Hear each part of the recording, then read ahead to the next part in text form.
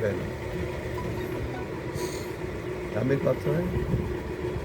वहाँ महाराष्ट्र के गुरु हुए हरि बाबा, मुक्तानंद जी के ज़माने में। हरि बाबा उनका नाम था। 2-3 कोट एक साथ रहते थे, घोड़ी पर चलते थे। सिद्ध बात मतलब मुक्तानंद जी को उन्होंने कंट्रोल किया।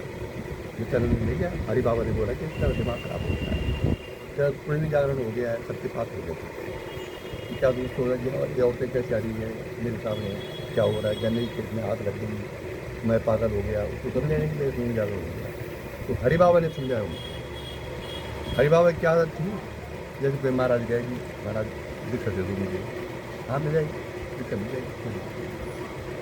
महाराज कब आना है, पैर 2 रुपये दी। आगे तब बात कर रहे थे कि पहले 2 रुपये दे। महाराज रुपये 2 रुपये के मैं 1000 दे दूँगा, हाँ तो बोले भिक्षा करेगी ना, पहले 2 रुपये दे। तो लोग जब बात का ये प्रचार बहुत हुआ तो लोग 2 रुपये जेब में ले जाते थे, जो भिक्षा के लिए पास जाते थे। अब जैसे जैसे 2 रुपये देंगे तो 2 रुपये देते थे महाराज जी को, 2 रुपये हाँ बुलाने के लिए, हाँ बोल रहे। वो नज़दीक में दारू की भट्टी रहती थी, या हो रहती थी, या उनकी घोड़ी और खराब बनी रहती थी। दुकान में जाते थे 2 रुपये की दारू दे, शराब की दुकान के 2 रुपये की दारू दे। महाराज जी 2 रुपये की दारू नहीं है तो ये बोतल मिल जाओ। एक और होता ना, मुझे 2 रुपये 2 रुपये की नहीं दारू दो, हट पी रहा था वो डालता हुआ जो दिखा किया तब उसको दारू क्या करेंगे, दिक्कत नहीं करेंगे, उसको करेंगे। अभी तक टाल देते थे, सब दीजिए टाल देता, लेकिन उठा देता था, मन को उठा देता था। ऐसे मुक्तानंद का किया उन्होंने। मुक्तानंद जब बाबा नित्यानंद से मिले तो बाबा नित्यानंद ने उनकी झोली में केले के पत्ते में, वो पत्ते में केले का प्रसाद रखा और मुक्तानंद के जोड़ा कर ऐसा करते थे। झोला किया उन्होंने, झोले के अंदर केले के प्रसाद, पत्ते में केले के पत्ते में केले का प्रसाद, और अपने दोनों खड़ा हो झोले में डाल दिया। बोल जाओ। अब जब नित्यानंद जब वहाँ गणेशपुर से 2 किलोमीटर आगे चले गए तब उनको क्रिया हुई। अब क्रिया इतनी हुई कि वो बार बार पीछे देखे ऊपर। अब वापस नदिया जा सके, फिर गए वहाँ गाँव, जिस गाँव में रहते थे। रात को भयंकर हो गया, तमाम नगरी स्त्रियाँ सामने आ रही हैं, गन्ने के खेत में आग लग गई, आम के पेड़ में आग लग गई, भयंकर हो गया। मुक्तानंद समझे नहीं बात, पागल हो गया, फिर बाहर भागा, समझना वाला कोई था नहीं। एवं प्रकार से भयंकर डर के हमारे अंदर नहीं रहता था। एक सेवक था, उसको बोला मैं मरने वाला हूँ, मैं बच नहीं सकता, ऐसा हो रहा है तो उसने बाबा ने तुम ठीक हो, तुम बहुत बढ़िया हो, नहीं मुझे दिखाई दे रहा है वहाँ आग लग रही है, मैं मर रहा हूँ, ध्यान में बैठता हूँ तो नगरी स्त्रियाँ सामने आ जाती है, पागल हो गया। एक दिन हरि बाबा को कुछ हुआ, प्रेरणा की कोई परेशान थे मेरे आसपास, तो हरि बाबा ने अपनी घोड़ी तैयार की, चलते चलते चलते मुक्तानंद की जैगी ओ महाराज नीचे से आवाज मार, ओ स्वामी अब मुक्तानंद आए बाहर की कोने से, हरि बाबा खड़ा हो, इधर आ, अरे महाराज आप, मैं पागल हो गया, मैं मरने वाला हूँ, मैं नहीं आ सकता, तुम ही ऊपर आओ। हरि बाबा चल दिया। तो हरि बाबा की अपने जेब में इस तरह की शीशी रखी हुई, जिससे जो शरीर की गर्मी वो ठंडी हो जाए। जय बाबा, कि बाबा मैं तो मरने वाला हूँ, मुझे पता नहीं क्या हुआ। अरे क्या हुआ, कैसे हो? उसने कहा तेरे जो मन संस्कारों में बात आई, तेरा शक्ति जागरण हो गया, कोई ऐसा महात्मा तुझे मिला है जिसमें तुमसे शक्ति जागरण। मुक्तानंद से नित्यानंद का जन्म का संबंध था, उन्हीं के कारण उनका जन्म हुआ जी। मैंने थोड़ा ही उसका जी ठीक है जी। अब वो तो न मुक्तानंद पे याद थी न नित्यानंद पे याद थी, क्या है ठीक है जी। उसके बाद हरि बाबा ने पूरा वर्णन किया, ये ऐसा होता है, ध्यान में बैठता हूँ, नगर इतना भगवती की देश में है, कभी मैं देखता हूँ बाहर आग लग गई, मुझ पर आग लगने वाली है, कभी मेरी लंगूटी फट जाती है, फिर पूरा वर्णन किया, रो रहा है पुत्र। उसने कह लिया ये इतनी की चीज़ है, इतनी इसको छिड़का पड़े ऊपर। महाराज इससे क्या होगा, क्या छिड़कते तो अब उसने लगाया, मैं करने इतना तो लगाया, अब अग्नि जो ठंडी उसने कहा तेरे संस्कार हैं ऐसे, मैंने लिया एकदम संन्यास, ग्रस्त तो होगा नहीं, संस्कार से अंदर भाई आप संन्यास कैसे ले सकते हैं जब अंदर स्त्री के भोग के संस्कार हैं? अगर गृहस्थ के संस्कार हैं आपके, तो आप अगर डायरेक्ट संन्यास लेंगे तो भ्रष्ट हो जाएंगे। और संन्यास के संस्कार है और गृहस्थ में जाएंगे तो वहाँ भी आप भ्रष्ट होंगे, क्योंकि आप गृहस्थ मतलब तो रहे ही नहीं, फिर उलाहना मिलेंगे, समाज थुकेगा, क्योंकि संस्कार तो है। शंकराचार्य क्या हुआ? ये हुआ। अब उसने कहा मुक्तानंद तेरा जवाब हो गया, पागल, ये तो जो तुझे मिली है तो भगवती की कृपा है, और जो तुझे दिखाई दे रहा है ये सब तेरे मन के संस्कारों के कारण है। इसको बुरा मत मान, प्रार्थना कर गुरुदेव की, कौन तेरे गुरु है, किसने किया ऐसा? तब उन्होंने पूरा वृत्तांत सुना कि जडेश्वर में बाबा नित्यानंद उन्होंने मुझे ऐसा प्रसाद किया, तब ठीक है जी, समझा। उसने थोड़ा शांत हो गया, ध्यान बैठ चुका, आप कुछ नहीं, बहुत बड़ा ध्यान लगने लगता है, कभी यहाँ लाइट लगाई, कभी यहाँ लीला, अच्छा हो, पर फिर वो संस्कार कह जाएंगे। भाई ये शक्ति संस्कारों को बाहर करती है, अच्छे संस्कार हो चाहे बुरे संस्कार हो, इसको ये बाहर करती है। अब बाहर आते समय यदि आप घबरा गए तो फिर गए, क्योंकि शक्ति तो आपको मुक्ति देगी, ये मुक्त अवस्था का एक साधन है।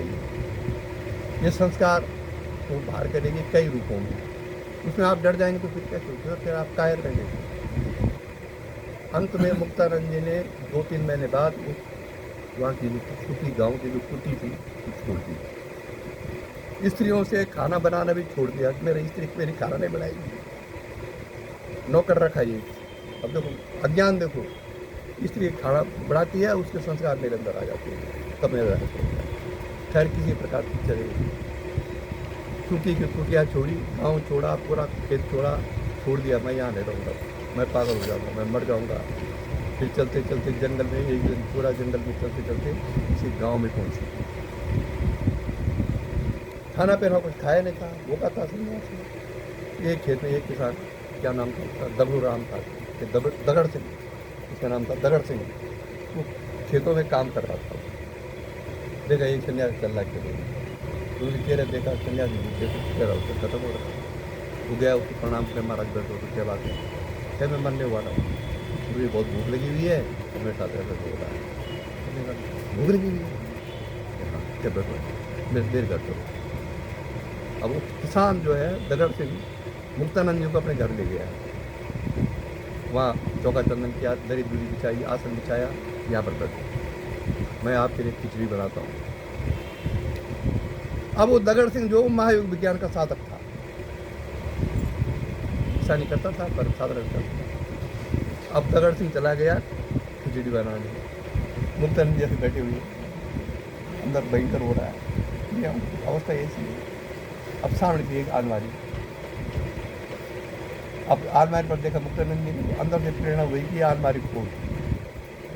अब एक बार मुझे जरूर देखा कौन बोला होगा, फिर अंदर से आया कि ये अलमारी खोल। फिर उनको विश्वास नहीं आया, कोई बोला लो, देखा जाकर खड़ा उठा, बेचैन हो गया, कौन बोल रहा है, फिर बैठ गया। फिर तीसरी बार जब हुआ कि सामने तेरी जो अलमारी है इसमें एक किताब रखी हुई है, उसको खोल। तब मुक्तानंद जी उठे, वो अलमारी खोली, वहाँ महायुग विज्ञान, जैसे महायुग विज्ञान खोली उन्होंने तो 9वां अध्याय पलट दिया। वहाँ पर सब वर्णन करके कुंडली जागरण के बाद क्या क्या होता है, क्या क्या नहीं होता है। जब वो पढ़ा उन्होंने महायुग विज्ञान, अब उसके शक्तिदास को हटा दिया महायुग विज्ञान का पुस्तक अपनी प्रतिष्ठा बताने के लिए, ठीक है जी, और उसमें लिखा हुआ था सब। तब मुक्तानंद जी विश्वास है, भगवान को विश्वास। उसके बाद वो महान विख्यात हुआ, लेकिन सुना है कि बात में भ्रष्ट हो। जब ज्ञान नहीं होता है ना ज्वलंत जी, ज्ञान जी, तो शक्तिधारी को भ्रष्ट हो जाता है। इसलिए ज्ञान आवश्यक है। ज्ञान कब होगा? जब आपका चित्त स्थिर होगा। चित्त कब स्थिर होगा? जब आप साधना करेंगे। साधना कब करेंगे? जब गुरु के प्रति, साधन के प्रति आपकी निष्ठा होगी। निष्ठा कब होगी? जब आपकी आंतरिक इच्छा होगी। आंतरिक इच्छा कब होगी? जब गुरु का संकल्प होगा, जब गुरु का संकल्प होगा, तभी तो आंतरिक इच्छा होगी। जी जी जी, कुछ पूर्वजन्म के संस्कारों से, कुछ जीवन के संस्कारों से। तो जो लोग इस चीज़ को जानते हैं वो कभी फेल नहीं होते, वो साधन करें या न करें, क्योंकि अंदर की जो ज्वाला है वो जलती रहती है तो ये है संस्कार। ठीक है जी, इसी संस्कारों की फिर स्मृति बनती है, इसी स्मृति का फिर संकल्प बनता। कैसे? जैसे पहले लहर उठती है, लहर का फिर बुदबुदा होता है, फिर पेड़ होता है, फिर झाग होता है, अंत में जब ये खत्म होता है सब जली हो जाता है। ऐसे ही संस्कार, स्मृति, वृत्ति जो कुछ होती है आत्मज्ञान को होने के बाद ये सब आत्मज्ञान स्वरूप ही हो जाती है। संसार में फिर आत्मा ही आत्मा दिखाई देती है। ये संसार बंधन कारक नहीं है, ये हमारी अज्ञानता का कारण है। ये संसार तो मुक्ति का एक साधन है, क्योंकि साधन करने के बाद पता चल सकता है। भाई अगर आपकी कोई इच्छा है, सांसारिक कोई इच्छा है, अब उस सांसारिक इच्छा के लिए आप उसको खराब मानते हुए साधन के लिए बहुत खराब है, जिस आपके मन की मान्यता है ना, तो मन की मान्यता की साधन के लिए बड़ा खराब है। लेकिन अगर मुक्ति के लिए वो आवश्यक है वो संस्कार मिटाना, तो आपको करना पड़ेगा। अगर करना का कैसा है? शास्त्र विधि के अनुसार, अशास्त्रीय पद्धति से नहीं। यही कारण है कि सत्यवती जब संत पाराशर को नाव में पार करा रही थी, उसको बोलते थे मत्स्य कन्या सत्यवती। पाराशर शुद्ध महात्मा, कोई वासना नहीं, कोई कामना नहीं, ईश्वर के प्रति आत्मदृष्टि। पर जो ही नाव में बैठा, जो मत्स्य का जो था वो उन पर आ गया। मत्स्य पर कन्या आती, मतलब मच्छी पर जो बास आती है वो उस पर आती थी। अब वो जो गंध अंदर गई, उसने कहा कैसे होती है, उन्होंने दृष्टि गाड़ी सत्यवती पर जिससे जुए गाड़ी, तो उनको प्रारंभ याद आ गया क्या होगा आगे। अब उसने वासनात्मक दृष्टि से सत्यवती पर देखा। सिद्ध महात्मा सत्यवती ने बोला क्या कर रहे हो महाराज तुम, इतने विख्यात महात्मा होते। उसने कहा मैं कोई प्रारंभ को खत्म कर रहा हूँ। ठीक है जी, सिद्ध महात्मा था, पूरी गंगा में फुहारा उगा दिया।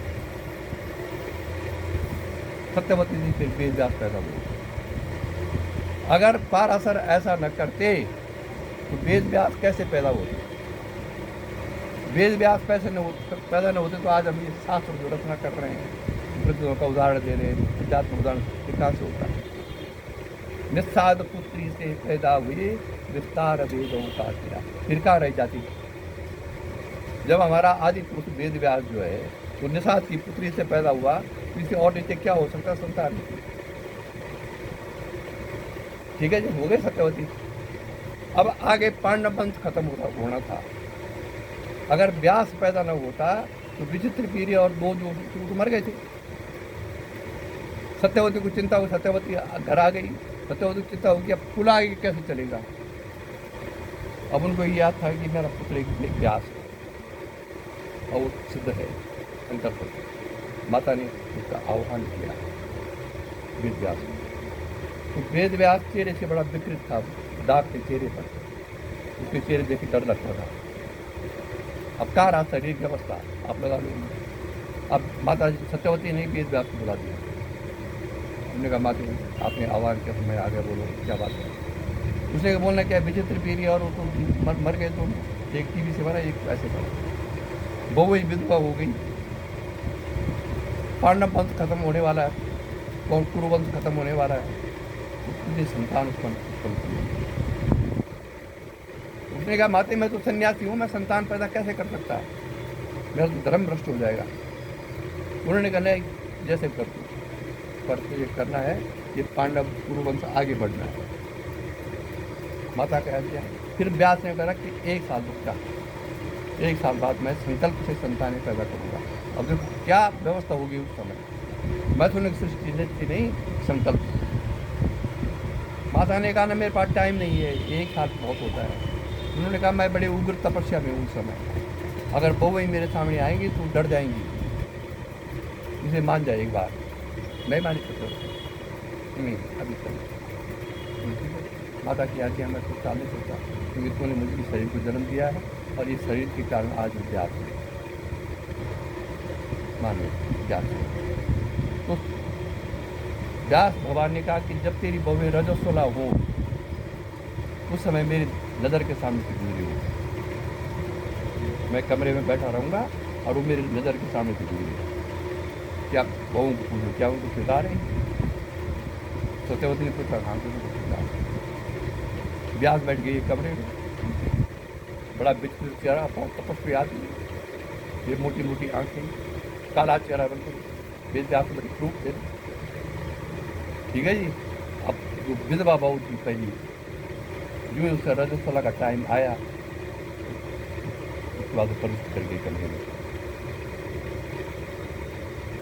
जैसे उसने व्यास पर देखा, बैठा हुआ था व्यास, शरीर से ऐसे भारी होगा जैसे मेरे सामने बैठे हुए, अब एकदम भारी होगा। अब जैसे बहू ने देखा व्यास पर, उसे आगे बंद की डर के मारे व्यास ने संकल्प कर दिया, संतान कर दिया। मर्द संतान पैदा नहीं कर सकता, स्त्री कर सकती है संकल्प से। अगर कोई सिद्धात्मा है, इस बिना मैथुनिक सृष्टि के स्त्री के गर्भ में संतान उत्पन्न हो सकती है, क्योंकि दोनों तत्व स्त्री के पास रहते हैं। वैसे दोनों तत्व मर्द के पास रहते हैं, परंतु मर्द गर्भ धारण नहीं कर सकता।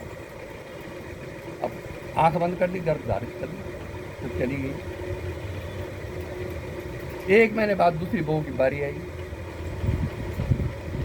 वो भी ऐसी आई। देखा उसने व्यास को, तो उसका चेहरा पीला पड़ गया, एकदम पांडुरों का चेहरा होता, जिस संकल्प कर दिया व्यास ने। तीसरी थी वो दासी, वो दासी डरती डरती नहीं, व्यास होता है कोई, क्योंकि वो हर जगह चल रही है, वो नहीं डरी। व्यास ने संकल्प किया, तीनों का गर्भ धारण हो गया संकल्प से। अब क्या विचित्र अवस्था हो गई, आज तो हम दरिद्र ही ना संकल्प के मामले में। मैं 36 संकल्प कर रहा हूँ कि तुरंत चाहे ठीक हो जाए, तुरंत चाहे ठीक होता नहीं। क्या है ये संकल्प की दरिद्रता? मैं एक एग्जाम्पल दे रहा हूँ, तो अपने मन में मत डालना। मैं एक एग्जाम्पल दे रहा हूँ कि संकल्प की थी जमाने में। अब जब तीनों का गर्भ धारण हो गया, तब व्यास जी उठे, माता को प्रणाम करने गए। तो माता ने पूछा, क्या हुआ बेटा? माता जी, सब हो गया, लेकिन तुम्हारी जिद के कारण क्या हो गया इसका तुम्हें आगे पता चलेगा। तुम्हारी जिद के कारण, तुम्हारा बेटा था, महात्मा तो था नहीं। अगर महात्मा होता तुम्हारे लिए, मैं जो बोला था तुमने उसका पालन करना था, पर बेटे की बात तुमने मानी नहीं, इसलिए फल भोगी तुम्हारी।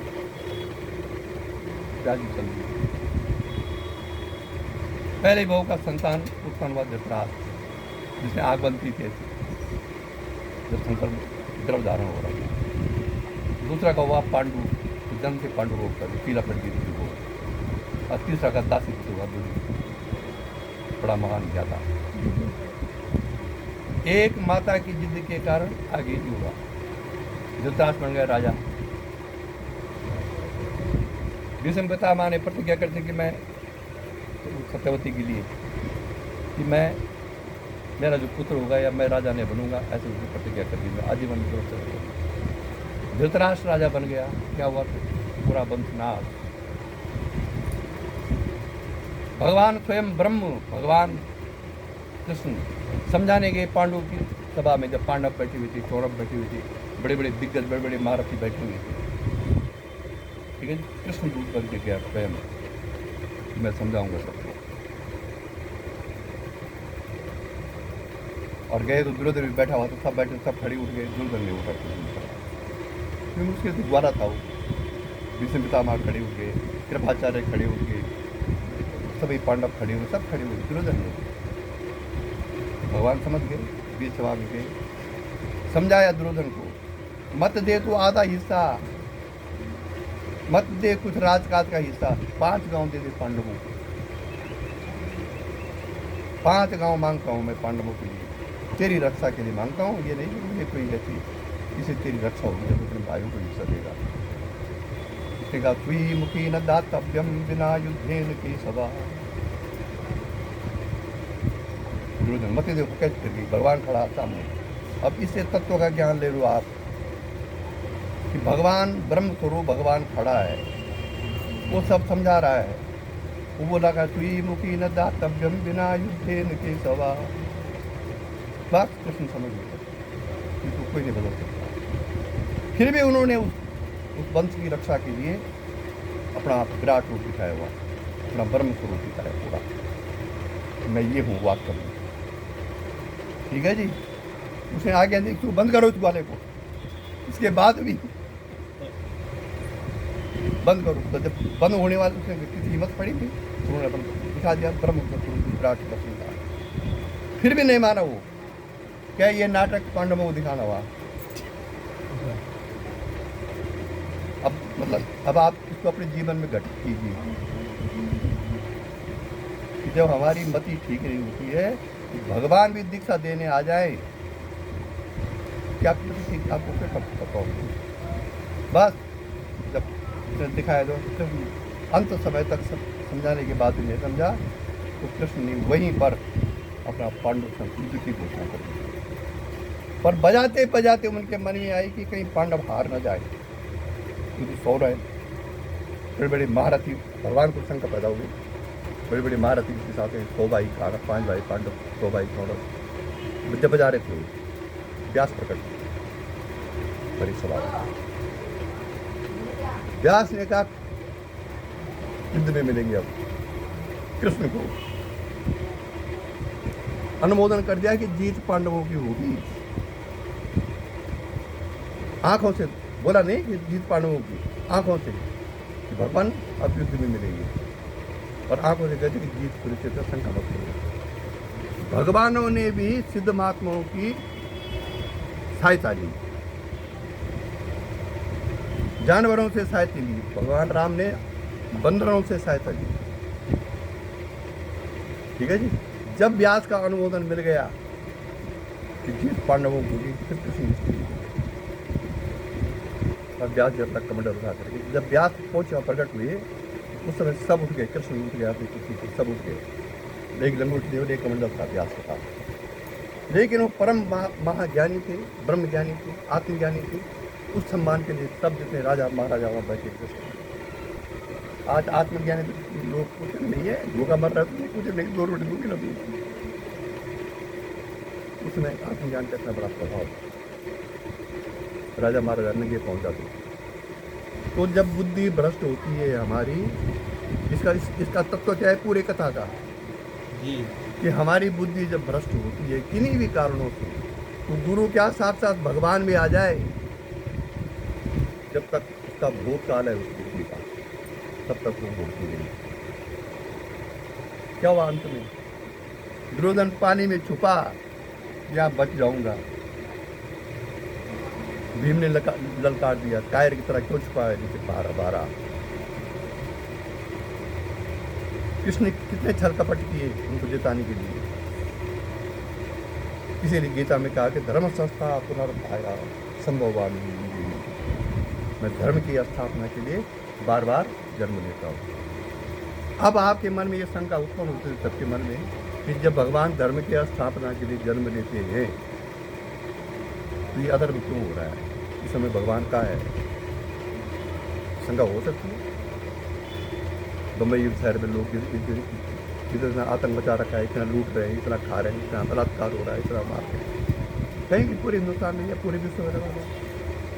क्यों? भगवान का अवतार इसे नहीं हो रहा कि अभी उतना पाप इकट्ठा नहीं हुआ है जितना पाप कौरवों का हो गया था। एक दिन भगवान का अवतार होगा और ये सब मिटेगा, तब से धर्म की स्थापना होगी। और अपने धर्म की स्थापना हम कर ही रहे।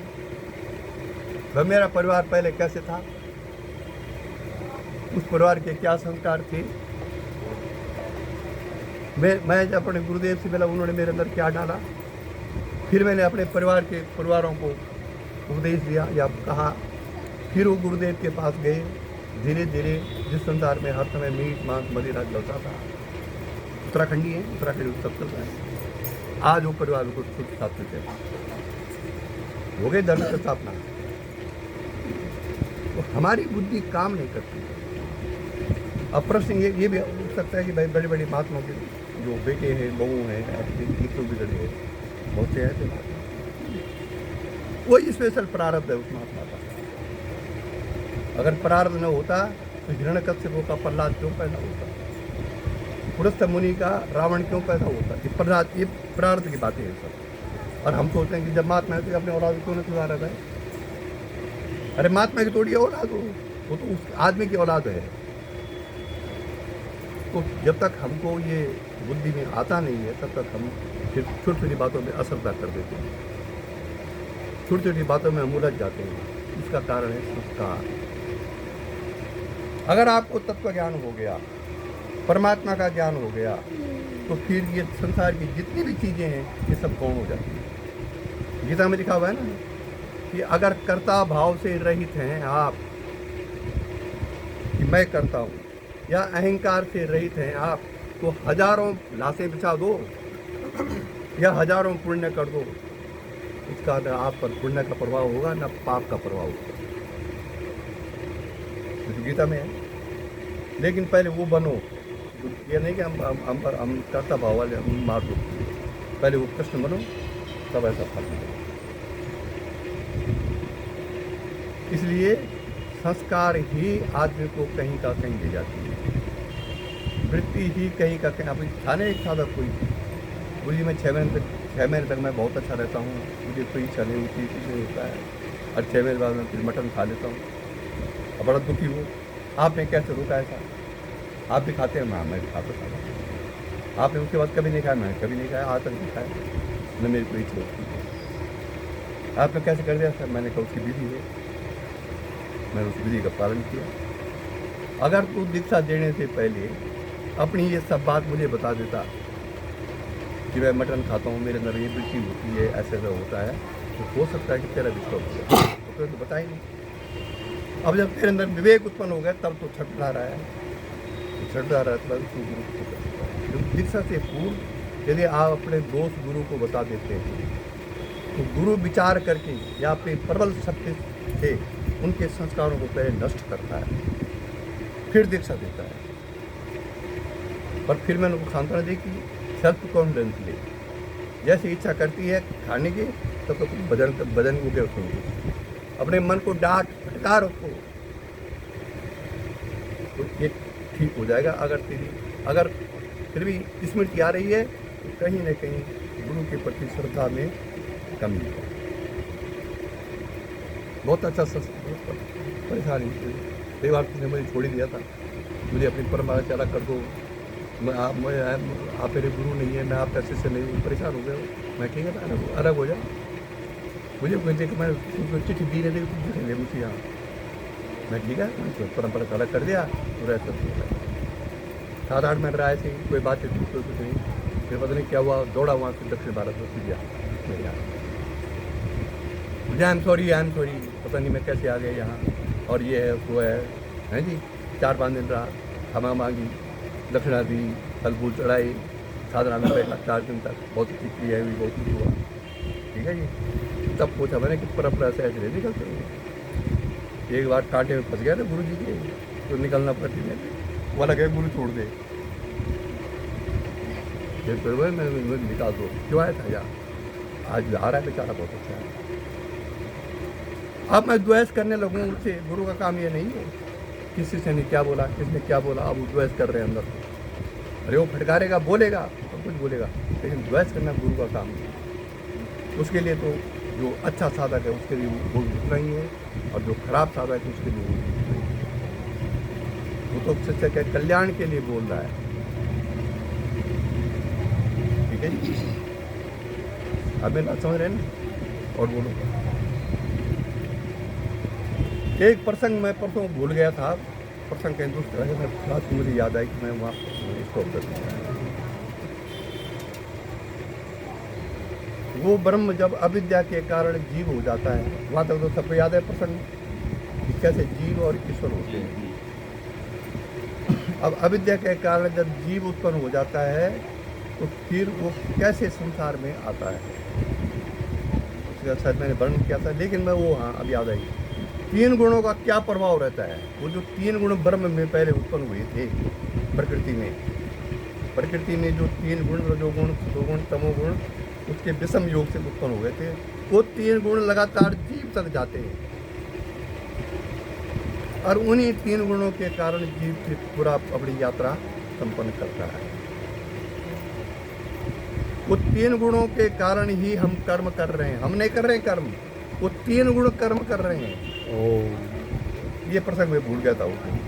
3 गुणों के कारण, अब वो 3 गुण जैसे तमोगुण है, तमोगुण से शरीर बना, 5 बुद्धि उत्पन्न हुई है, वो तमोगुण से हुई।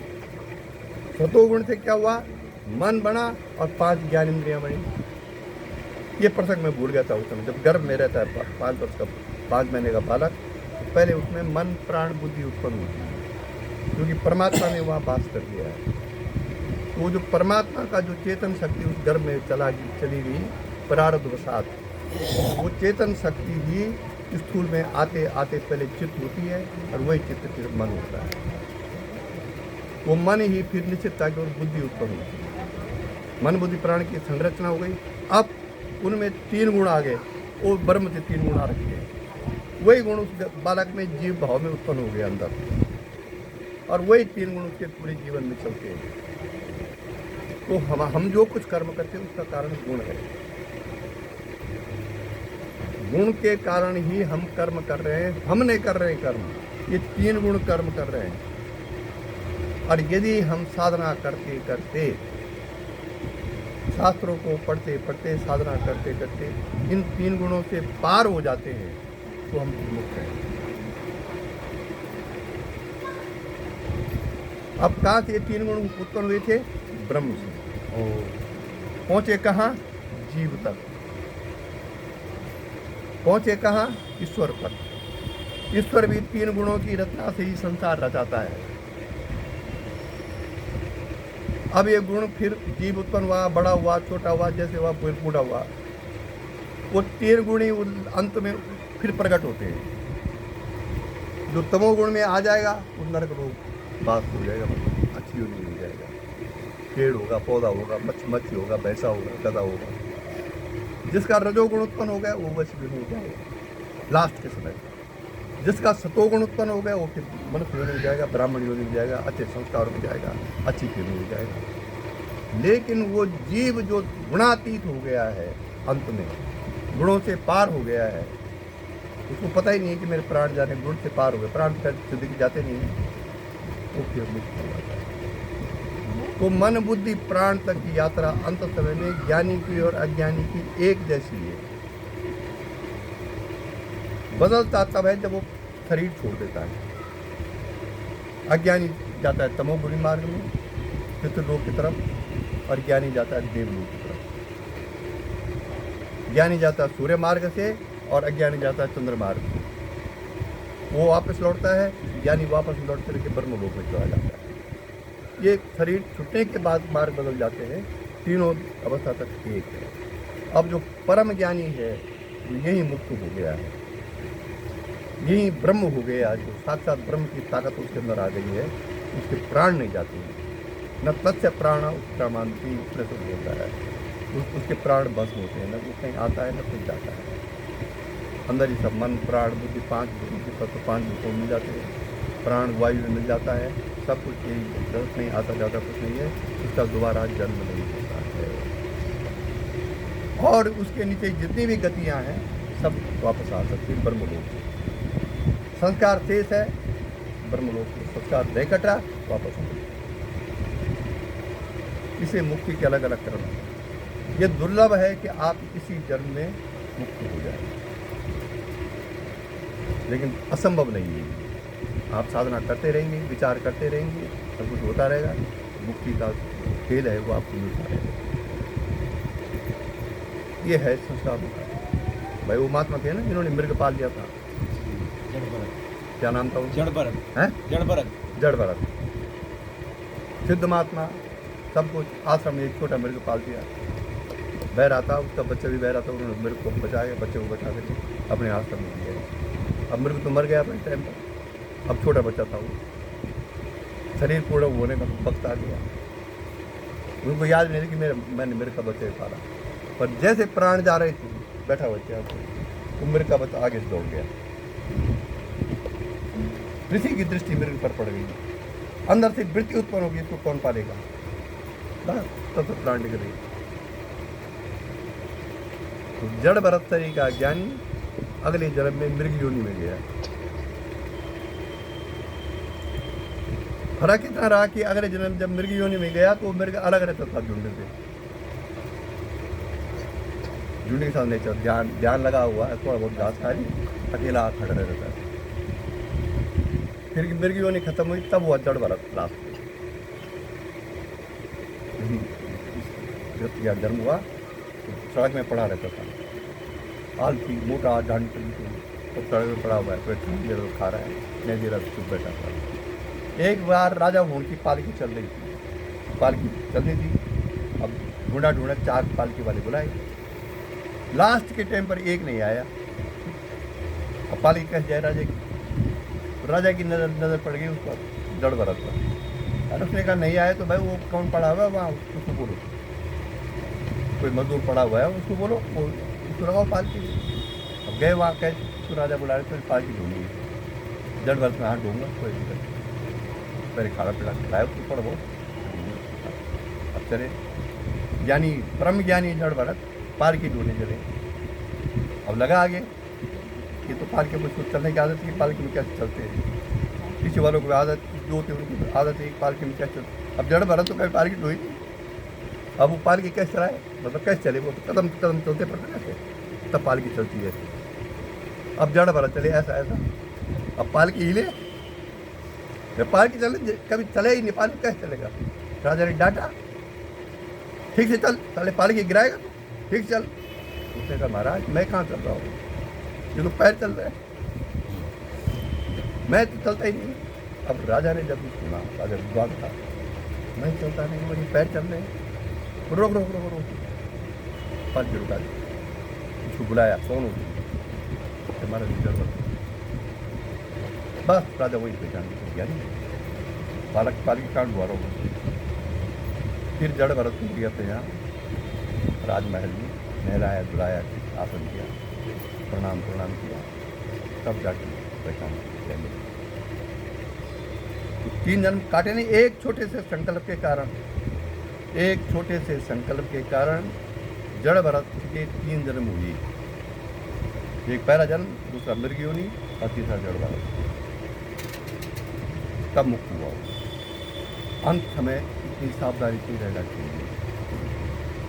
अब उससे उस सावधानी से आप अपना अंदाज लगा लो कि हम कहाँ खड़े हैं। इसलिए कहते हैं कि हर समय समाधि की कोशिश करो। जब आपको समाधि होगी तो निर्विकल्प समाधि में करो। निर्विकल्प समाधि में बार बार होते होते होते होते आपके संस्कार ऑटोमेटिकली करते जाएंगे, ऑटोमेटिकली, क्योंकि निर्विकल्प समाधि में आत्मा का प्रकाश होता है। आत्मा के प्रकाश से आपके चित्त में आत्मा का जो प्रतिबिंब पड़ रहा है वो मिटता है और वास्तविक आत्मा का प्रकाश वहाँ होता है चित्त में। और जब निर्विकल्प अवस्था लगातार होते होते आपको आत्म साक्षात्कार होगा, क्योंकि वो निर्विकल्प अवस्था तो एक साधन है ना, कोई साध्य नहीं है, कोई अवस्था नहीं है, वो चित्त की एक अवस्था है। लेकिन निर्विकल्प अवस्था का जो साक्षी है, जो ये देख रहा है कि मुझे निर्विकल्प अवस्था हुई, वो है आत्मा। सच्चित आनंद आत्मा नहीं है, यही लोग बहुत भूल करते हैं कि सच्चित आनंद आत्मा है। ये आत्मा के लक्षण हैं। जैसे तेरा लक्षण है क्रोध, तो क्रोध ज्वलन दिशाई नहीं है, क्रोध ज्वलन दिशाई का लक्षण है। जैसे आप बोले कि दूर मकान में लाल झंडा लगा हुआ है, उन्हें पूछा हमारे भाई गुरु जी का घर कौन सा है यहाँ पर? उसने कहा जी जिस मकान में लाल झंडा लगा हुआ है वो गुरु जी का घर है। तो उस मकान के लक्षण है लाल झंडा, लाल झंडा मकान नहीं है। ऐसे ही सत्य, चित्त और आनंद 3 गुण हैं आत्मा। ये गुण इंगित करते हैं कि ये है आत्मा, ये आत्मा नहीं है। ये इंगित करते दिखाते हैं कि आत्मा है। उसका प्रथम लक्षण क्या है? अकारण आनंद की अनुभूति हो जाए। आप चल रहे हैं संसार में, काम कर रहे हैं, सब कुछ कर रहे हैं, लेकिन अकारण आनंद के अंदर समझ लो कि आप आत्मतृप्त होने वाले हैं। अगर आपने उस पर थोड़ा ध्यान दिया कि आनंद कहाँ से आ रहा है और इस आनंद का साक्षी ही मैं हूँ, फिर ताला खुल गया। सत्ता चेतना पे आनंद भी हो गया। अब चेतना आपको अनुभव होगा कि मैं शरीर नहीं हूँ, मन नहीं हूँ, बुद्धि नहीं हूँ, प्राण नहीं हूँ। इसको जो चलाने वाली चेतना है वो हूँ मैं वास्तव में। यह अनुभव होगा। समझ लो आत्मा के लक्षण है।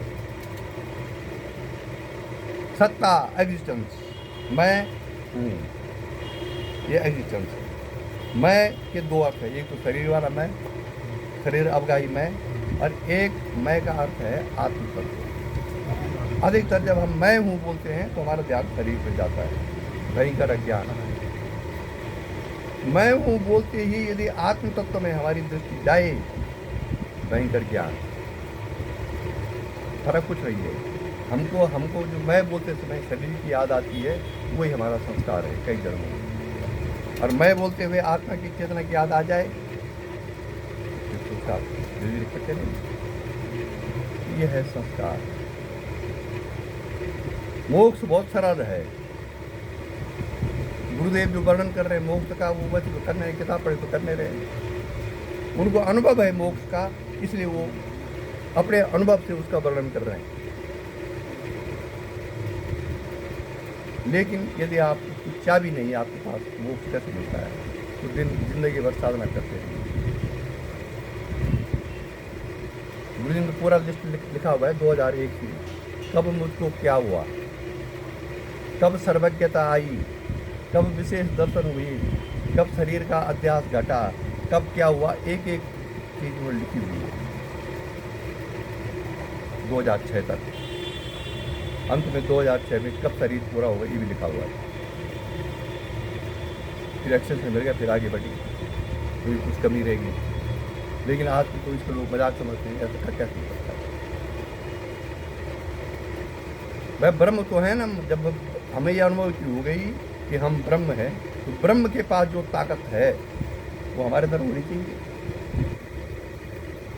होगी कि नहीं होगी? तो इसमें आश्चर्य क्या बात है? आश्चर्य तो कोई बात नहीं है। उस स्वप्न अवस्था में कितनी ताकत है। माया से हमको स्वप्न आते हैं, माया से ये सुसुप्ति आती है, माया से हम जागृति आती है। जब एक व्यक्ति जो माया है वो जीव को स्वप्न अवस्था, जागृत अवस्था और सुषुप्त अवस्था में ले जा सकती है अपने प्रभाव से, तो ब्रह्म की माया क्या नहीं कर सकती जो सर्वव्यापक है। अगर हम ऐसा चिंतन मनन अपने अंदर करेंगे, साधना अपने स्थान पर है, तो मुक्ति की ओर बढ़ेंगे। और कहीं क्रियाओं में उलझे रहे, जिसको क्रिया हो रही मुझे नहीं हो रही, उसको हो रही मुझे नहीं हो रही, फिर शरीर के शरीर में। यह है वास्तविक चेतना, वास्तविक अस्तित्व, वास्तविक आनंद। अब यह आनंद ही फिर विषयों में जाता है। वह ब्रह्म का आनंद है, वही आनंद जीव में है, सेम बिल्कुल। जब जीव में वो आनंद है, लेकिन जीव की अविद्या के कारण उस आनंद को वो विषयों में ढूंढ रहा है। विषयों का आनंद तो 2 घंटे का, 1 घंटे का या 10 मिनट का है।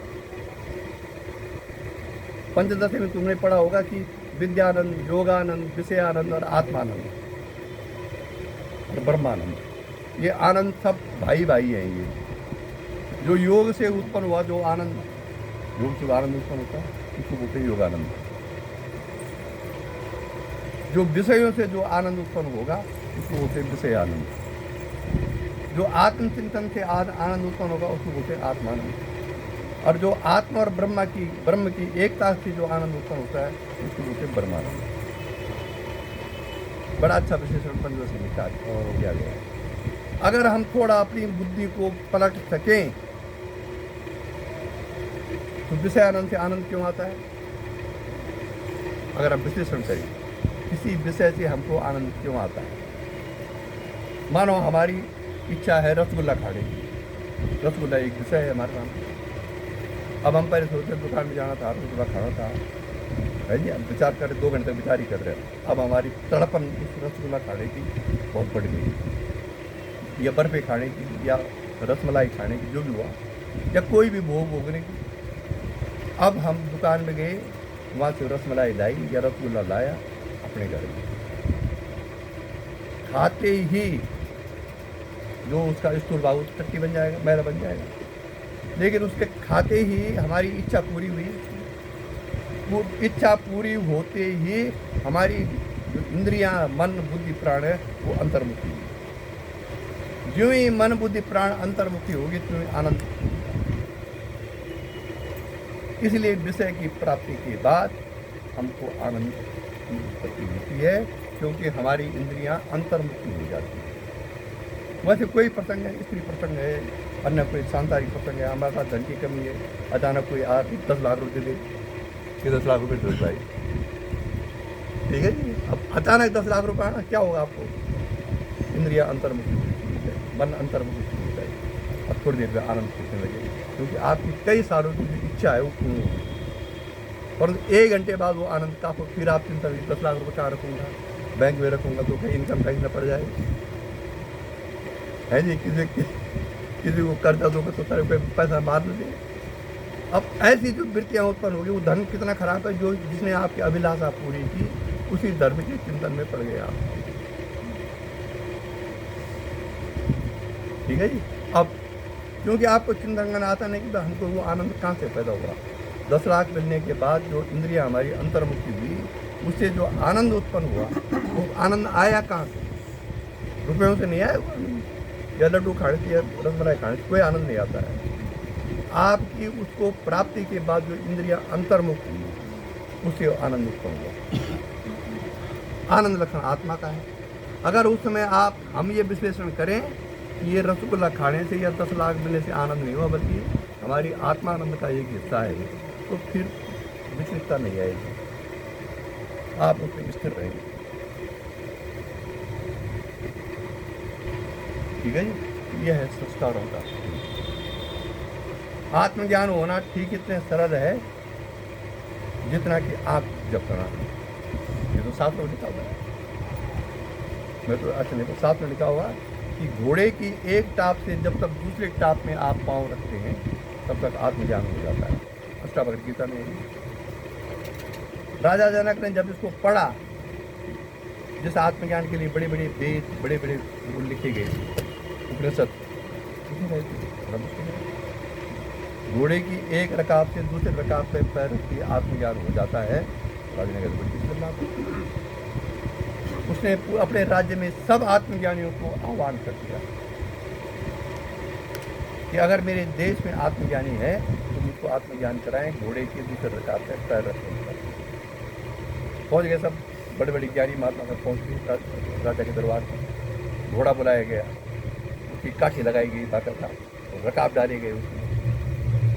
जो अपने को ब्रह्म ज्ञानी आत्मज्ञानी मानते थे, एक एक करके बुलाया। राजा घोड़े में चढ़ गया, एक रकाब में पैर रख दिया। अब जब तक दूसरे रकाब में पैर रखता था राजा, वो आत्मज्ञानी बोलती, हे राजा तू ब्रह्म है, तू आत्मा है। राजा बोलता मैं तो शरीर का राजा ने ये भी शर्त रखी थी कि जो नहीं करा पाएगा, ये बोलते हुए मैं आत्मज्ञान, मुझे ज्ञान नहीं करा, उसमें जेल में छूटूंगा। एवं प्रकार से कई आत्मज्ञानों ने बोला कि भैया आप आत्मा है, राजा जनक तुम आत्मा हो, शरीर के शरीर नहीं हुआ, सब जेल में छुटा दिया राजा जनक ने। उसमें अष्टावक्र के पिताजी भी थे। अष्टावक्र कहीं गुफा में तपस्या रखते हैं। अचानक उनके ध्यान में आया कि पिताजी जेल में खड़े, जेल पड़ गए। फिर उन्होंने ध्यान किया कहाँ जेल में कैसे हो गए, फिर कथा पूरी उन्होंने अपने अंदर लाई। ओह जनक दरबार में मिल गया। अष्टावक्र फिर गुफा से उठे, क्योंकि पिता अंदर जेल में थे। उन्होंने मेरा धर्म है, पिताजी को जेल से बाहर निकाला। पहुँच गए जनक सभा में, जनक खड़े थे, घोड़ा भी खड़ा था। सब आत्मज्ञानी सब जेल में बंद सलाखों के पीछे से खड़े हो रहे देख रहे। अष्टावक्र पहुँच गया बड़ी सभा में। अष्टावक्र का मतलब 8 जगहों से वो शरीर उसका मुड़ा हुआ था, ऐसा चलता था ऐसे। अब जब बड़ी सभा में आया तो सब राजा हंस गए उस पर, 88 करके हंसे। जोर जोर से हंसे। अब अष्टावक्र ने जब देखा ये सब मुझ पर हंस रहे हैं, वो भी जोर से हंसा। आहा। अब राजा जनक खड़ा, उसने पहले जनक ने जब तक चेहरा देखा, अष्टावक्र चेहरा तो बड़ा दिव्य था, उसने पहले प्रणाम किया। महाराज, ये जो बंद है राजा, ये क्यों हंसे, ये तो मैं समझ गया, पर आप क्यों हंस रहे हैं, ये नहीं समझ मैं। उनसे कहा मैं समझा समझा ना, ये जितने अपने को आत्मज्ञानी बोल रहे हैं ना, इनको चमड़े का ज्ञान है। मेरा चमड़ा देख हंस रहे हैं। इस टेढ़े मेढ़े चमड़े के अंदर जो आत्म तत्व छलक रहा है, उसमें इसकी दृष्टि कहाँ है इनकी? अगर उसमें दृष्टि होती तो कभी ना हंसते ना मेरे शरीर में देखते। गन्ना देखा है राजा जनक? गन्ना क्या महाराज देखा है? टेढ़ा गन्ना देखा है क्या? वो भी देखा है। तो टेढ़े गन्ने का जो रस है ना, वो सीधे गन्ने के रस से मीठा होता है। ऐसे इसीलिए इस टेढ़े शरीर मत जाओ, ये आत्मज्ञानी नहीं, ये चमार है। उनको चमड़े की पहचान है, आत्मा की पहचान नहीं। बैठ घोड़े में, ऐसा वक्त बोल रहा है। अब जो ही राजा जनक घोड़े में बैठा, एक रकाब में पाँव रखा और दूसरे रकाब में रखने वाला था, उन्होंने कहा हे राजा तुम आतुर हो। जनक डांट खड़ा हुआ, पैर रख भी नहीं पाया। और उस समय जो कुछ राजा को अनुभव हुआ आत्मज्ञान का, उसकी बनी अष्टावक्र गीता। किसी महात्मा को सुना तुमने अष्टावक्र गीता में प्रवचन करते हुए? कोई नहीं है। ऋषिकेश पे हरिद्वार में देखा नहीं कोई जो अष्टावक्र पर प्रवचन करेंगे। गीता पर करेंगे, रामायण पर करेंगे, उपनिषदों पर करेंगे, अष्टावक्र गीता पर कोई भी प्रवचन करते हुए कोई महात्मा मैंने देखा नहीं अपनी लाइफ। कारण वहाँ सिद्धांत से ठोक के बोला है, यदि मुक्ति प्राप्त करनी है तो विषयों को त्याग। ठीक है जी। अष्टावक्र के श्लोक मुझे सबसे अच्छा लगता है पूरी साधना काल में। यदि ते हम प्रत्यक्ष विश्राम तिष्ठति अधो नैव किसी शांत बंध मोक्ष भविष्य। कहाँ है मोक्ष? कहाँ है बंधन? कहाँ है? अगर आप अपने देह से बाहर हो सकते हैं, हम बंधन है न मोक्ष।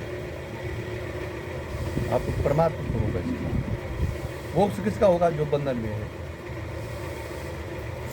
इसीलिए ये जो शास्त्र बने हुए हैं उसमें सबसे सरल शास्त्र है गीता। जो कर्म नहीं करते पै हटते, इतना बढ़िया बोल रखा है वहाँ। जो कर्म नहीं करते पै हटते पर चिंतन मन में करते हैं, वह अधम पुरुष मिथ्यावादी वृथा पाप सर धरते हैं।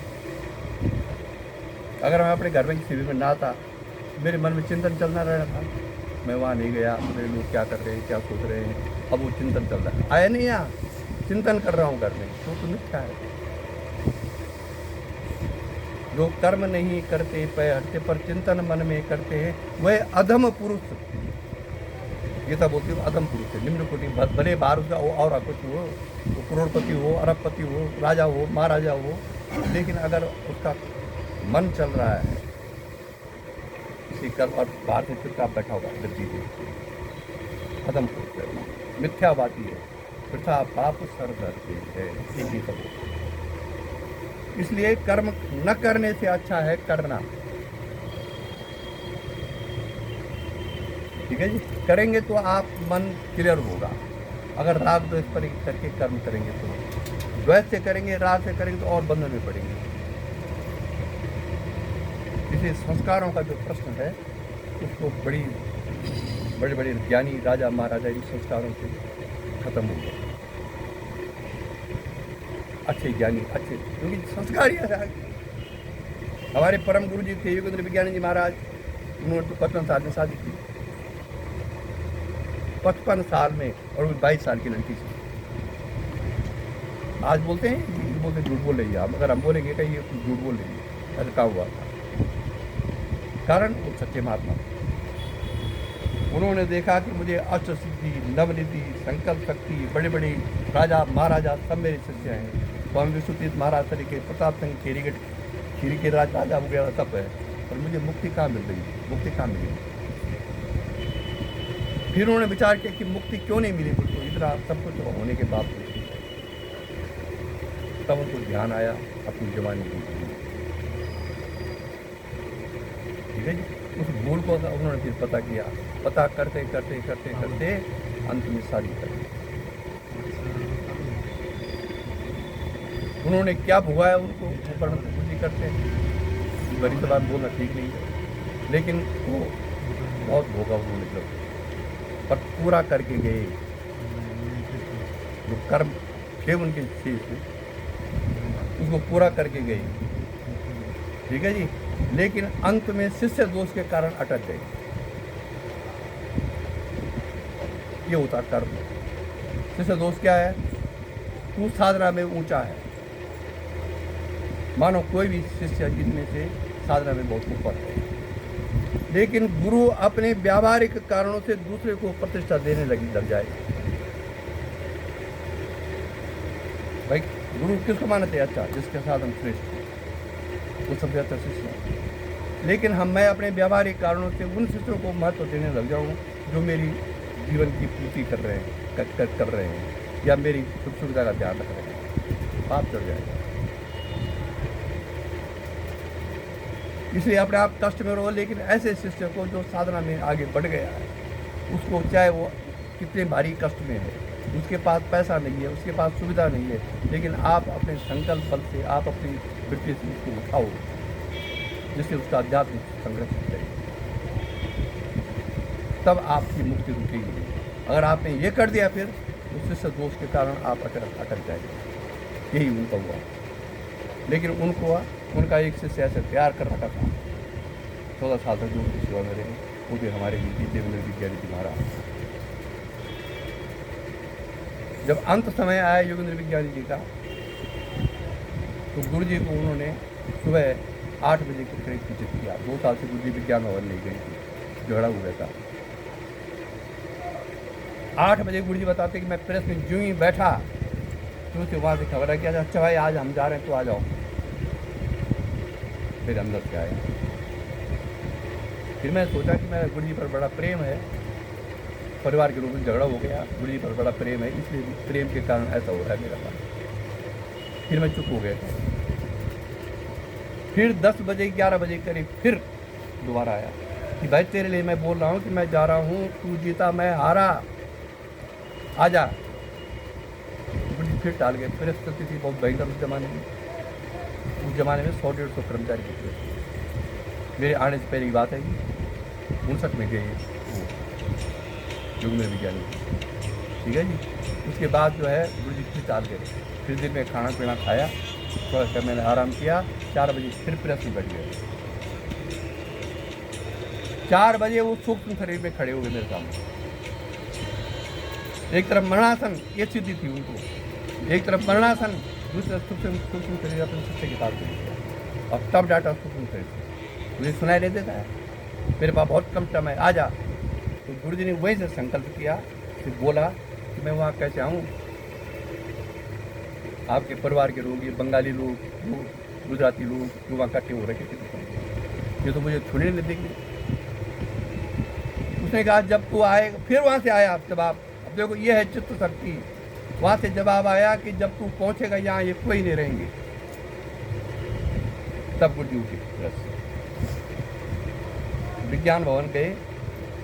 वो चारपाई में ऐसे पीछे लेटी हुई थी, माता जी का उनको शहद में दवाई दे रही थी। लास्ट था। जैसे गुरु जी वहाँ पहुँचे तो माता जी का हाथ से चमक छूट गया, शहद गिर गया और वो जल्दी बाहर। कोई नहीं हुआ।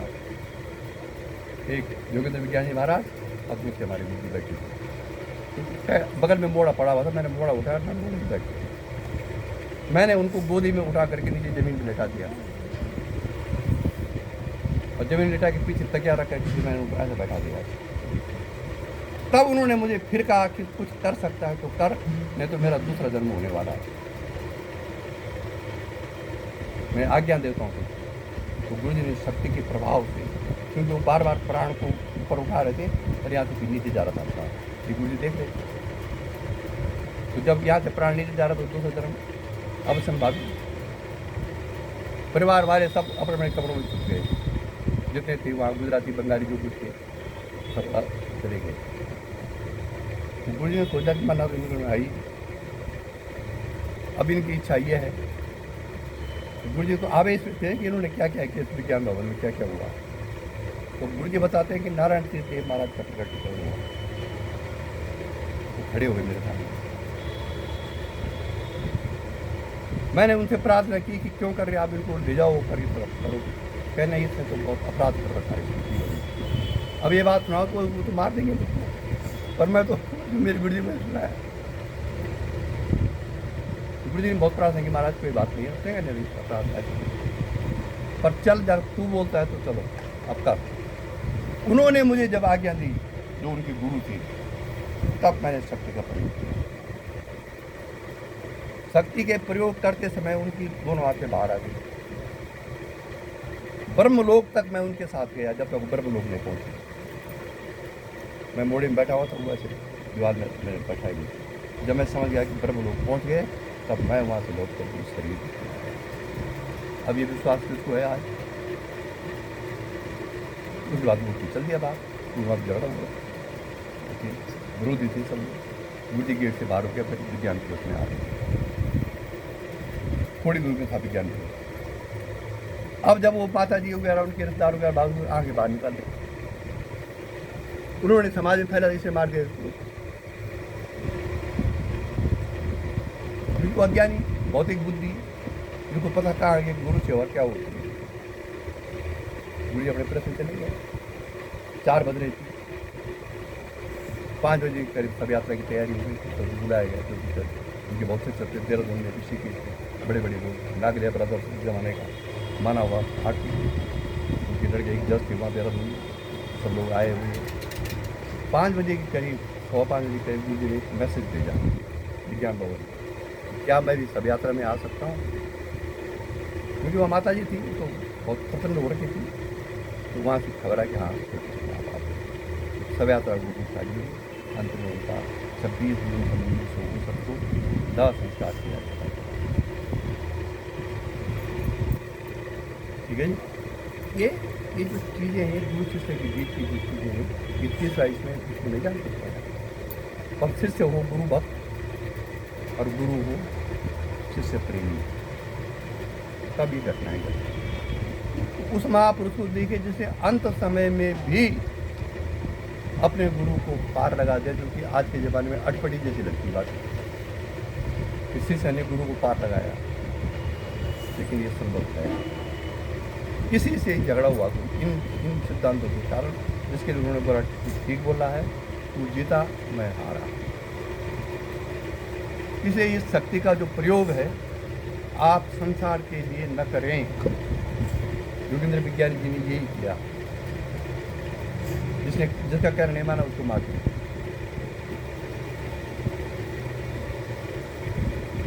जिससे उन्होंने जमीन ली थी, अब ये बात बहुत लंबी है। जिस सेठ ने जमीन दान दी थी उनको ऋषिकेश में, जहाँ विज्ञान भवन बना आश्रम, वो दान दी थी, उसमें ब्रह्मचारी थी वो। बाद में उन्होंने कली शादी, उस सेठ वहाँ आ गया कि भाई तुम महात्मा नहीं रहे, अब तुमने शादी कर दी है, मेरी जमीन वापस दे दो। अब उन्होंने बहुत समझाया, भाई मैं महात्मा ही हूँ, ऐसे बहुत से महात्मा हैं जो आजीवन ब्रह्मचारी रहे, बाद में उन्होंने शादी की। उसमें वशिष्ठ हैं, पाराशर हैं, बड़े बड़े जितने पुराने महात्मा सब गृहस्थी थी।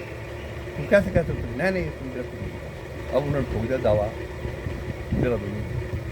योगेंद्र विज्ञानी पर दावा कर दिया। अब दावा कर दिया तो योगेंद्र विज्ञानी की प्रतिष्ठा बहुत थी पूरी ऋषि की देहरादून योगी।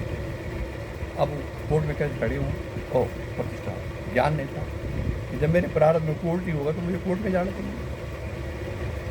शाम गुरु जी ने बोला कि महाराज जी कल तारीख है, वहाँ अब उसने कहा मैं कह जाऊँगा वहाँ तो शिष्य है मेरे लोग, गुरु जी कोर्ट में खड़ा है।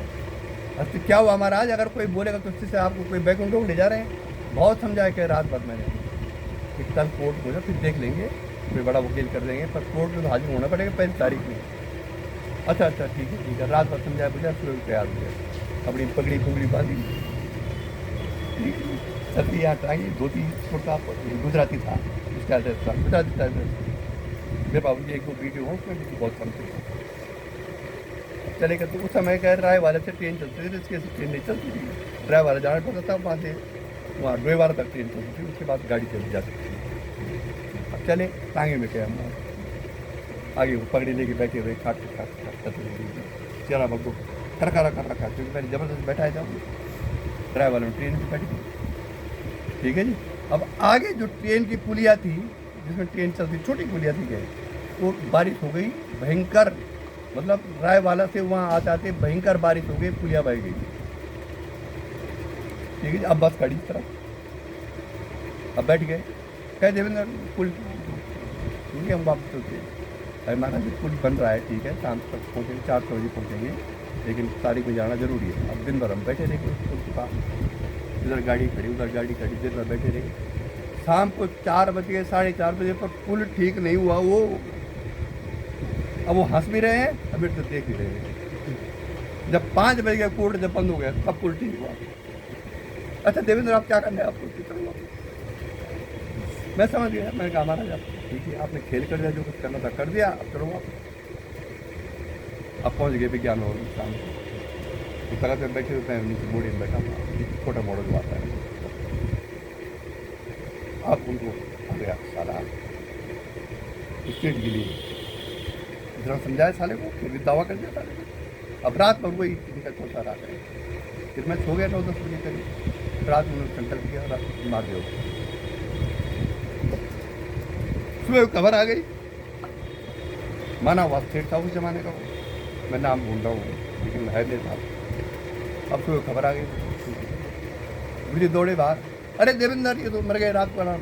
मैंने कहा गुरु जी हाँ ठीक है मैं समझ गया था, इतने बस फिर पूरा विज्ञान हो जीवन बंधु के पास था ठीक है। तो मैंने गुरु जी को कोई पाप नहीं लगता है, उस समय मैं भी रह जाता था क्या होता है, क्या समर्थ को नहीं दोष देता है, सामर्थ्यवान को कोई दोष नहीं लगता है, दोष लगता है असमर्थ जिस बात सामर्थ्य नहीं। ऐसी ऐसी कथाएं सत्यपाठ की विद्यार्थी ये इसी का विरोध गुरु जी करते थे। ये मोक्ष मार्ग की शक्ति है, जिसे आप मोक्ष प्राप्त कर संसार में क्यों सब प्रयोग करेंगे।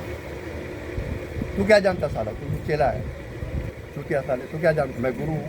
मैं इस विज्ञान भवन से झूठ भी बोलूँगा ना तो दुनिया सच मानेगी, और तू कितने सच बोलेगा तेरी सच कोई नहीं मानेगा क्योंकि तू चेला है। क्या कोठारी जी आज उनकी मजाक में कई भी बात सत्य हो रही है। मैं जो कुछ बोल रहा हूँ दुनिया नहीं मान रही उसको, विज्ञान भवन वाले जो बोल रहे हैं उसको लोग सत्य मान रहे हैं, इवन मेरी परंपरा के लोग मजाक में कई उनकी बात कितनी जाज हो रही है। गुरु जी जब अपने गुरु की बात करते तो होते थे हाँ मैं प्रेम का तो कहने का अर्थ यह है कि व्यवहार व्यवहार है और गुरु होना अलग बात है। ये कथा मैं सुना रहा हूँ कि प्रत्येक सिद्ध का अपना प्रारब्ध है। अगर वो समाज के डर के कारण अपने प्रारब्ध को भोगने में नहीं भोगता है तो मुक्ति रुकेगी। फिर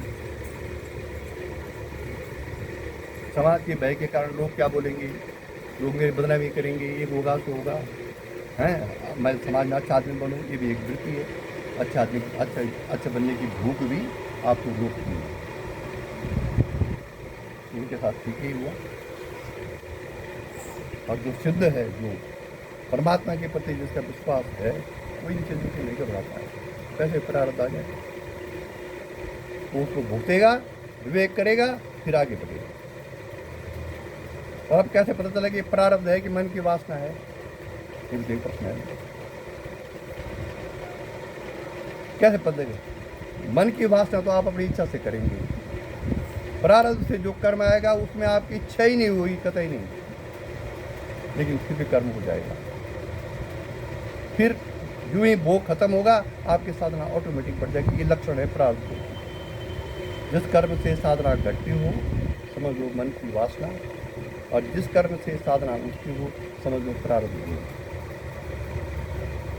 इसीलिए ज्ञानी के प्रारब्ध भोग भी करते हैं, क्योंकि मुक्ति के लिए आवश्यक है दोनों। और दोनों कर्म कर संचित कर्म, क्रियमाण कर्म।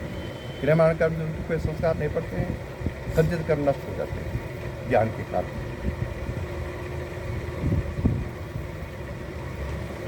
ठीक है, ये संस्कारों को नष्ट करने की विधि है। इसलिए आगे जाकर अगर अवस्था ठीक रहेगी तो शादी जरूर करना। ठीक है जी। और उसके लिए मैं जब गुजरात पहुंच जाएगा ना तो मैं कुछ सूत्र बताऊंगा तुमको जो ये सीरियसली मेरे मन में आई। अगर उस सूत्र पर तो पालन करेगा तो बहुत अच्छा आगे जीवन बढ़ेगा। भाई जब आप मेहनत करेंगे किसी चीज़ की तभी तो फल मिलेगा। बिना मेहनत के जब ईश्वर नहीं दे सकता तो गुरु कैसे देगा। ईश्वर भी फल उसे देता जो कर्म करता है, जो मेहनत करेगा। बिना कर्म के बिना उसके ईश्वर फल नहीं दे सकता है। जिनको मिला है वो पूर्व जन्म का कर्म है। इसलिए मैं ऋषिकेश पहुँचूँगा उत्तराखंड में, वो गुजरात पहुँचेगा तब मैं कुछ 2 लाइन बोलूँगा, सबसे ज़्यादा बोलूँगा नहीं। उसका पालन करेगा तो सब कुछ ठीक हो जाएगा। ठीक है गुरु जी, मौका अभी इसके बाद काफ़ी देर के बाद मिल सकते हैं। एक बात पूछनी थी कि स्वप्न सृष्टि से कर्म भोग जल्दी से कट सकते हैं क्या? कोई ऐसा समर्थ व्यक्ति स्वप्न सृष्टि रच के है? स्वप्न सृष्टि की रचना करके भोग कर सकते हैं क्या? विशेषकर शक्तिपात में अगर स्वप्न आप देखते हैं और उसमें वो भोग आप भोगते हैं उसमें संस्कार नष्ट होते हैं। मेरे जीवन में ऐसी कई चीज़ें हैं जो कि बचपन में मैंने की हैं।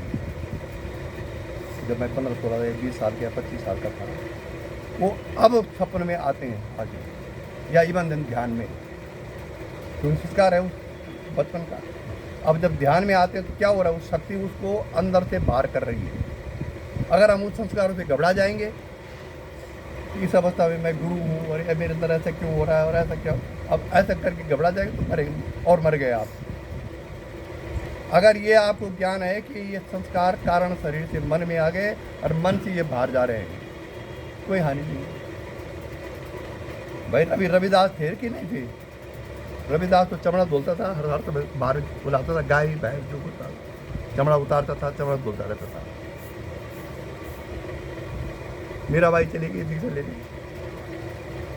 मेरा भाई राजघराने की बहू, लेकिन प्रभु मिलन की इतना वैराग्य था कि कोई गुरु मिले और मैं भगवान के सुन लूँ। रविदास के पास गई, रविदास ने बोला जब मैं मेरा वहाँ क्या मैं पहचान के बोलूँ मैं आपसे हिस्सा लेना चाहती हूँ। उसने कहा तेरा दिमाग खराब है, मैं जाति का चमार, तू राजघराने की बहू, पूरी बदनामी हो जाएगी। तुलसीदास के पास जा, ब्राह्मण आदमी है। ठीक है जी, मुझसे मत ले दीक्षा। मीरा ने कहा ठीक है कि आप क्या तो आपके पास आई थी, तुलसीदास के पास जाते।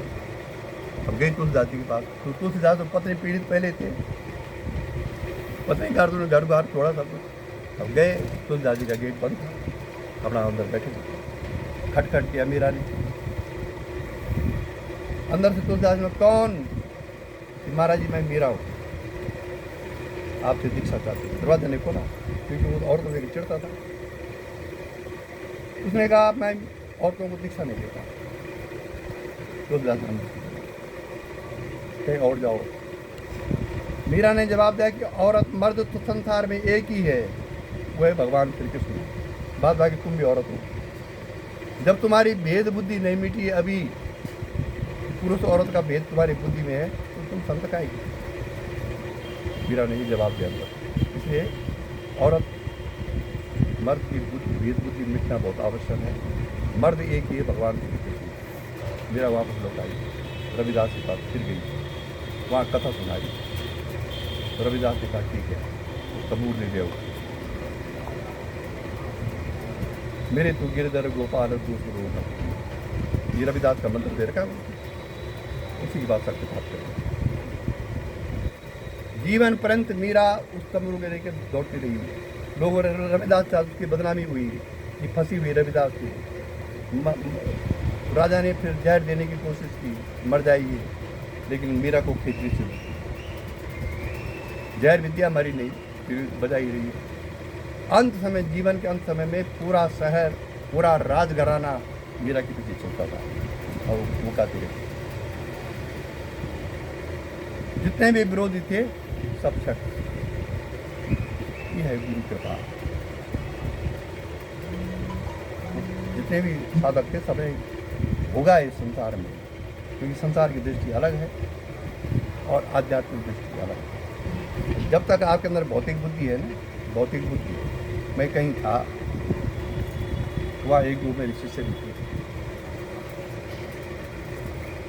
किसी ने कहा जी इनको हटा दो यहाँ से, और वो भी से दीक्षित किया। भौतिक बुद्धि, तो भौतिक बुद्धि से अध्यात्म प्राप्त नहीं हो सकता है। आप 36 साधना करो, अगर बुद्धि आपकी आध्यात्मिक नहीं हुई है तो तब प्राप्त होगा। चाहे आप कुछ भी कर रहे हैं वो अलग मैटर है कि आपके व्यवहारिक दोष क्या है, आप क्या कर रहे हैं, कैसा खान खा रहे हैं, कैसे खान कर रहे हैं। लेकिन अगर बुद्धि आपकी आध्यात्मिक है तो संसार की प्रत्येक घटनाओं पर आप अध्यात्म को देखेंगे।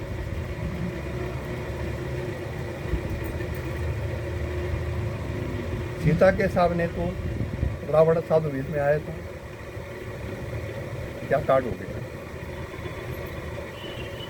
इसलिए अच्छाई जब बुराई के भेष में आए वो भी पहचानना बहुत कठिन है, और बुराई जब अच्छाई के भेष में आई वो तो और कठिन है। राक्षस रावण अच्छाई के भेष में साधु भेष में आया, जगत जननी सीता फिर भी नहीं पहचान पाई ये रावण है, क्या कांड हो गया। इसलिए ऋतंबरा प्रज्ञा बहुत आवश्यक है साधक। ऋतंबरा अगर उदय हो गई तो फिर आप धोखा नहीं खाएंगे। आध्यात्मिक दृष्टि से, व्यवहार दृष्टि से धोखा हो सकता है आपको, लेकिन अध्यात्म आपका चमकेगा। इसी के साथ आज का प्रवचन समाप्त हुआ। ओम गुरु ब्रह्मा गुरु विष्णु गुरुदेव महेश्वरा गुरु साक्षात् परब्रह्म तस्मै श्री गुरुवे नमः। ओम